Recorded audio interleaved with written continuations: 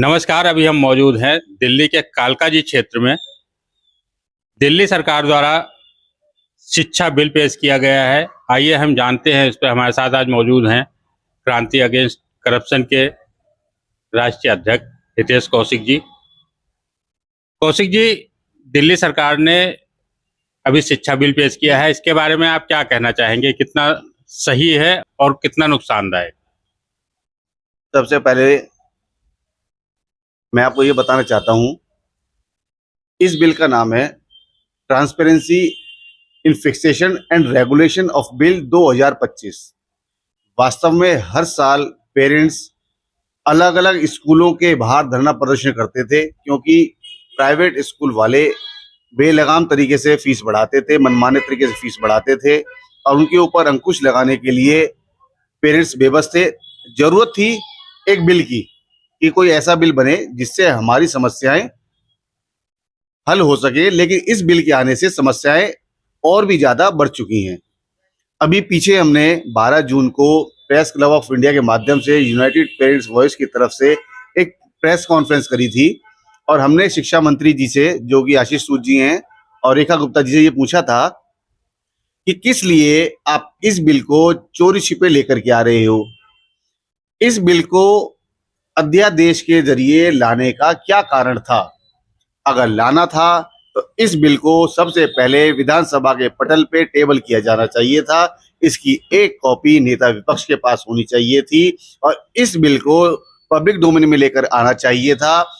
जो पेरेंट्स है, क्योंकि हमारे फीस से ही स्कूल चलते हैं, मेजर स्टेक होल्डर है पेरेंट्स, तो उनसे पूछे बिना इस बिल को लाने का क्या फायदा दिल्ली सरकार को समझ में आ रहा था? क्या उनकी मिलाफाइड इंटेंशन है?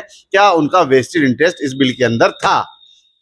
आप लगातार शिक्षा से जुड़े रहते हैं और समय समय पर उनकी कमियां और अच्छाइयों को उठाते रहते हैं, उजागर करते रहते हैं। अभी जो ये बिल आया है, इससे अभिभावकों पर क्या असर पड़ेगा? देखिए, पहले अभिभावक लूट रहे थे, अब उनकी जेब के ऊपर डाका डलेगा, क्योंकि इस बिल के अंदर जितने भी क्लॉज डाले गए हैं वो सारे स्कूल माफियाओं को फायदा पहुंचाने के लिए हैं और अभिभावकों की जेब पर डाका डालने के लिए है।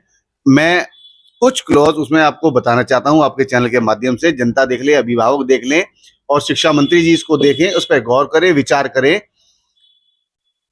सबसे पहला बिल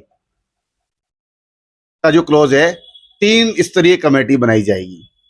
पहले स्तर की कमेटी स्कूल लेवल की होगी, जिसके अंदर स्कूल मैनेजमेंट कमेटी में 10 सदस्य होंगे, 5 स्कूल मैनेजमेंट के व्यक्ति होंगे और 5 पेरेंट्स होंगे। उसमें से एक महिला होगी, एक SC ST OBC में से चुना जाएगा, बाकी 3 जनरल। लेकिन वो पेरेंट्स किस तरीके से चुने जाएंगे? वो ड्रॉ के माध्यम से चुने जाएंगे। अब सवाल यहीं से खड़े हो जाते हैं कि क्या वो पेरेंट्स जो ड्रॉ के माध्यम से चुने जाएंगे वो सक्षम होंगे पेरेंट्स की आवाज को उस मैनेजमेंट कमेटी के बीच में रहने के लिए, जहां पे सर्वगुण संपन्न लोग पहले से ही मौजूद होंगे? स्कूल की प्रिंसिपल, स्कूल के चेयरमैन, स्कूल के CA ऑडिटर, स्कूल के वकील, क्या उनके सामने एक मामूली सा आदमी अपनी आवाज को उठा सकता है कि इसका विरोध कर पाएगा? अगर बाई चांस उन 5 लोगों को समय पे वो स्कूल नहीं पहुंच पाते जिस दिन मीटिंग है, तो वोट ऑफ मेजोरिटी के साथ वो डिसीजन सर्वमान्य होगा जो स्कूल मैनेजमेंट कमेटी सदस्य चाहते हैं। 5 अभिभावक, 5 स्कूल वाले, 2 वहां पे नहीं पहुंचे या 1 वहां पे नहीं पहुंचा, तो कौन जीता?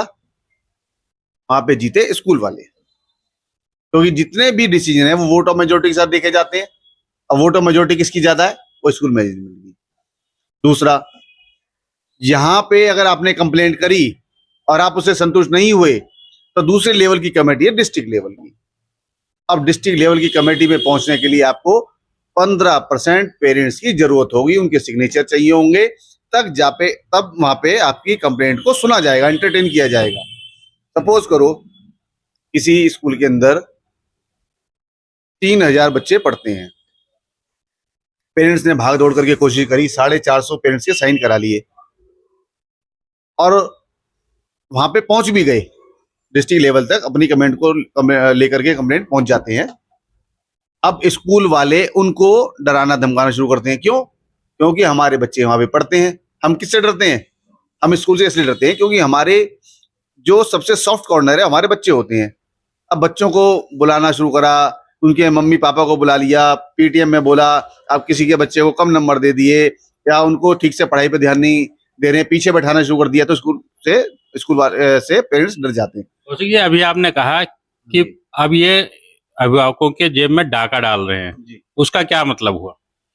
देखिए डाका कैसे डाल रहे हैं? देखिए आप जानते ही हैं जितने भी स्कूल हैं वो ट्रस्ट और सोसाइटी के द्वारा चलाए जाते हैं, जिसका मकसद होता है चैरिटेबल कार्य, ना कि मुनाफा कमाना। क्योंकि सरकार इनकी मदद करती है, शिक्षा सबको पहुंचे, हर घर तक शिक्षा पहुंचे, यही तो सरकार चाहती है ना। तो शिक्षा हर घर तक कैसे पहुंचेगी? सरकारी स्कूलों के माध्यम से। अब सरकारी स्कूलों का स्तर उतना ज्यादा बढ़िया नहीं था, इसलिए प्राइवेट स्कूलों की जरूरत पड़ी। अब प्राइवेट स्कूल की जरूरत पड़ी तो कोई भी चैरिटी नहीं करता है, तो सरकार से जमीन मांगी, सरकार ने कौड़ियों के दाम पर इनको जमीन दी, बहुत प्राइम लोकेशन पर जमीन दी। किस लिए दी? कि आप यहाँ पे केवल स्कूल चलाएंगे, कोई और धंधा काम नहीं करेंगे। ठीक है जी, उन्होंने काम शुरू कर दिया, स्कूल चलाने शुरू कर दिए, लेकिन धीरे धीरे करके स्कूल वाले प्रॉफिट मेकिंग बन गए हैं। उन्होंने अपनी एक ब्रांच से दूसरी ब्रांच खोली, एक स्टेट से दूसरी स्टेट में ब्रांच खोली, इस पैसे को साइफन ऑफ किया, ट्रांसफर किया दूसरे ब्रांच को बनाने में। जबकि दिल्ली स्कूल एजुकेशन एक्ट के हिसाब से आप जिस स्कूल में पैसा ले रहे हैं उसी के वेलफेयर पे खर्च करेंगे, दूसरे स्टेट पे नहीं लेके जा सकते, दूसरी ब्रांच नहीं खोल सकते उससे। आपने जिस हेड में पैसा लिया है, आपने देखा होगा स्कूल कई सारे हेड में पैसा लेता है, जैसे ट्यूशन फीस के नाम पर। ट्यूशन फीस का मतलब है टीचरों की सैलरी। डेवलपमेंट चार्ज हो गया, स्कूल की बिल्डिंग बननी है, कोई रख रखाव मेंटेनेंस के काम है, वो छोटे छोटे वो। इसके अलावा लैब चार्ज, फलाने चार्ज, कई सारे हेड्स में पैसे लेते हैं। आपका कहना है कि स्कूल, जो प्राइवेट स्कूल हैं, उनकी फीस निर्धारित होनी चाहिए क्या? बिल्कुल, फीस निर्धारित करने का अधिकार है डायरेक्टर ऑफ एजुकेशन के पास। भाई 40 बच्चे एक सेक्शन के अंदर पढ़ते हैं, किसी भी स्कूल की फीस आज 8 से 10 हजार रुपए से कम नहीं है, तो 3-4 लाख रुपए तो उनको वहां पे मिल गए। क्या 3-4 लाख रुपए सैलरी दे रहे हैं वो टीचरों की? बिल्कुल नहीं दे रहे। इससे पहले जब आम आदमी पार्टी की सरकार थी तब भी आपने विरोध जताया था और कई बार इस मुद्दे को उठाए थे, तो उसमें और अब में क्या अंतर नजर आया आपको दोनों? देखिए, मैं छोटी सी बातों से इसको बताना चाहूंगा। बर्बाद गुलिस्ता करने को बस एक ही उल्लू काफी है, बर्बाद गुलिस्ता करने को बस एक ही उल्लू काफी है। यहाँ तो और शाख पे उल्लू बैठा है, सोचो बर्बाद गुलिस्ता क्या होगा। अभी विधानसभा के बाहर अभिभावकों ने धरना प्रदर्शन किया था और उसमें कुछ लोग समर्थन में थे और कुछ विरोध में। क्या कहना चाहेंगे आप? देखिए, मैं यूनाइटेड पेरेंट्स वॉइस को वहाँ पे लीड कर रहा था और मेरे साथ और भी मेरे साथी थे।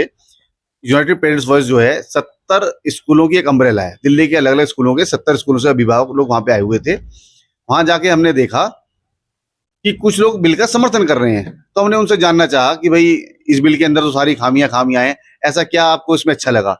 हमारे पास उनका वीडियो पड़ा है। कुछ लोगों के तो बच्चे किसी स्कूल में पढ़ते ही नहीं थे, उनको बिल का अता पता नहीं था। धीरे धीरे हमें पता चला वो भारतीय जनता पार्टी के कार्यकर्ता थे, अलग अलग जगहों से आए हुए थे। उनको बस इतना कहा गया था कि जो लोग विरोध कर रहे हैं आप भी वहां जाके खड़े हो जाओ और बिल का समर्थन करो, ताकि इस बिल को बल मिले, लागू हम इसको आसानी के साथ कर सकें। हमने उसकी तह तक गए, उनकी वीडियो बनाई, जल्दी हम सोशल मीडिया पे उसको पब्लिश भी करेंगे। हम भारतीय जनता पार्टी का पर्दाफाश करेंगे कि किस तरीके से अभिभावकों की आंख में धूल झोंकने का काम ये लोग कर रहे हैं। हम शिक्षा मंत्री का वहां पे इस्तीफा भी मांग रहे थे, क्योंकि जिस तरीके से शिक्षा मंत्री इस बिल को लेकर के आए हैं चोरी छिपे, बिना अभिभावकों की राय मशवरा करे हुए, इससे साफ जाहिर हो रहा है कि यह बिल प्राइवेट स्कूल माफियाओं को फायदा पहुंचाएगा। क्योंकि पिछले कुछ समय से हमने लगातार देखा है कि शिक्षा मंत्री हो, रेखा गुप्ता जी हो, सचदेवा जी हो, दिल्ली प्रदेश अध्यक्ष, ये प्राइवेट स्कूलों में जाते हैं, उनके वहां पे रिबन काटते हैं, फीता काटते हैं, जो उनके प्रोग्राम्स होते हैं वहां पे चीफ गेस्ट बन के जाते हैं, वहां से इनको रिटर्न गिफ्ट मिलते हैं। तो हम कैसे कह सकते हैं कि यह बिल प्राइवेट स्कूल वालों के ऊपर लगाम लगाएगा? यह बिल लागू होने से प्राइवेट स्कूलों की जो फीस है वो अनियंत्रित तरीके से बढ़ती चली जाएंगी। इस बिल के अंदर कतई भी ट्रांसपेरेंसी बिल्कुल भी नहीं है और इस बिल से अभिभावकों का कोर्ट जाने का अधिकार भी समाप्त हो जाएगा, क्योंकि अगर कोई अभिभावक कोर्ट जाता है तो कोर्ट पूछेगा कि आप क्या प्राइमरी लेवल पे कंप्लेंट करके आए हैं।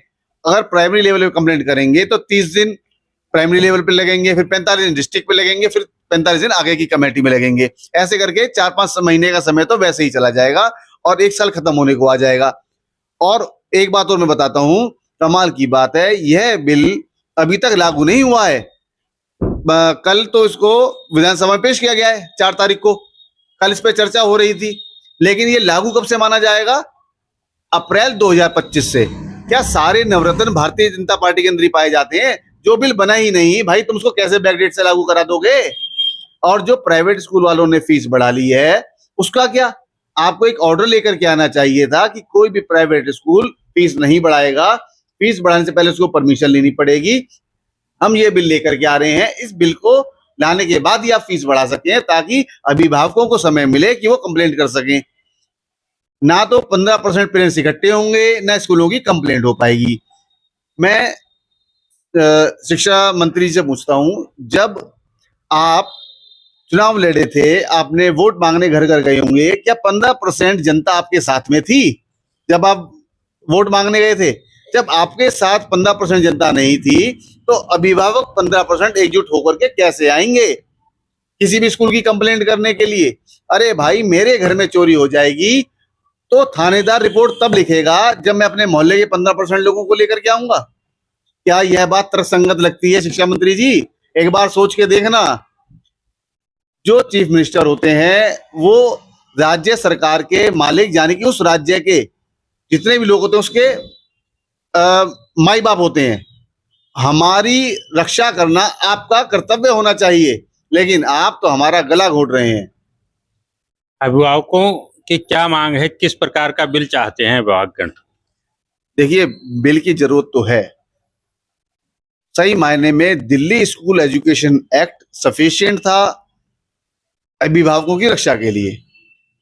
दिल्ली स्कूल एजुकेशन एक्ट का सेक्शन 17 का सब सेक्शन 3 के अनुसार जितने भी स्कूल हैं उनको अपना ऑडिट करा के डिस्ट्रिक्ट को जमा कराना था, डिस्ट्रिक्ट एजुकेशन विभाग के अंदर जमा कराते थे रूल 180 के तहत। और हम वहां से आरटीआई के माध्यम से वो सारे उनके जो ऑडिट होते थे, फाइनेंशियल होते थे, ले आते थे। क्यों? क्योंकि उस समय मालूम चलता था कि वास्तव में स्कूल जो फीस बढ़ा रहा है उसकी उसको जरूरत है या नहीं। क्योंकि टीचरों की सैलरी बढ़ाई, स्कूलों के खर्चे बढ़े, तो वास्तव में बढ़े या नहीं बढ़े? अरे बिल्डिंग बननी थी, बन गई। जो डेवलपमेंट होना चाहिए था, हो गया। अब हर साल डेवलपमेंट चार्ज का है बात का? भाई, एक बार बिल्डिंग बनती है, उसमें काफी खर्चा होता है, नए नए इंफ्रास्ट्रक्चर यूज होता है, बाद में उसकी रिपेयर मेंटेनेंस रहती है। लेकिन आप तो हर साल फीस बढ़ाते जाते हो, किस लिए भाई? स्कूल के पास आप देखोगे करोड़ों रुपए सरप्लस पड़ा हुआ है। अरे भाई, सरप्लस फंड किस लिए पड़ा है? उसके ऊपर आपको ब्याज भी तो मिलता है। अच्छा, इस बिल के अंदर डायरेक्ट फीस और इनडायरेक्ट फीस इसको बताया नहीं गया, कहीं डेफिनेशन नहीं है कि इनडायरेक्ट फीस क्या होती है। अरे भाई, सब कुछ तुम लेकर के तो आओ ताकि हमसे चर्चा तो करो। अभी आप यही तो डिमांड कर रहे हैं आपसे, आप पूछ तो लो हमसे। इस बिल के अंदर स्कूलों के ऑडिट का कोई प्रावधान ही नहीं है। अगर देखो 3 साल फीस लॉक हो जाएगी इस बिल के अनुसार, जो फीस एक बार तय हो गई वो 3 साल के लिए लॉक हो गई। सपोज करो साल फीस बढ़ाई, हम उसका विरोध नहीं कर पाए, पेरेंट्स लोग उसका विरोध नहीं कर पाए, फीस बढ़ गई, अब वो 3 साल के लिए लॉक हो गई, बड़ी फीस रहेगी वो, अब वापिस नहीं होती वो फीस। इस तरीके के जो इसके अंदर क्लॉज डाले गए हैं वो यह सिद्ध करते हैं कि शिक्षा मंत्री का हाथ शिक्षा माफिया के साथ। आपको क्या लगता है किस हिसाब से सरकार प्राइवेट स्कूलों पर अंकुश लगाए? देखिए, जितने भी इनके स्कूल वालों के फाइनेंशियल्स होते हैं उनका एक तो ऑडिट होना जरूरी है, ऑडिट जरूर होना चाहिए। जितनी भी इनकी कंप्लेंट्स होती है, इंक्वायरी होती है, उस इंक्वायरी में पेरेंट्स को इंक्वायरी का पार्ट बनाया जाना चाहिए और उस व्यक्ति को भी जिसने कंप्लेंट करी है उसका भी वर्जन लिया जाना चाहिए। स्कूल ने कोई रिप्लाई किया है तो उसकी कॉपी उस पेरेंट्स को मिले और उससे पूछा जाए। स्कूल की ऑडिट तो समय समय पर अब भी हो रही है और पहले भी होती आई है। देखिए, अभी 15-20 दिन के अंदर दिल्ली के अंदर 1700 के लगभग स्कूल हैं। क्या ऑडिट हो सकता है 10 दिन के अंदर?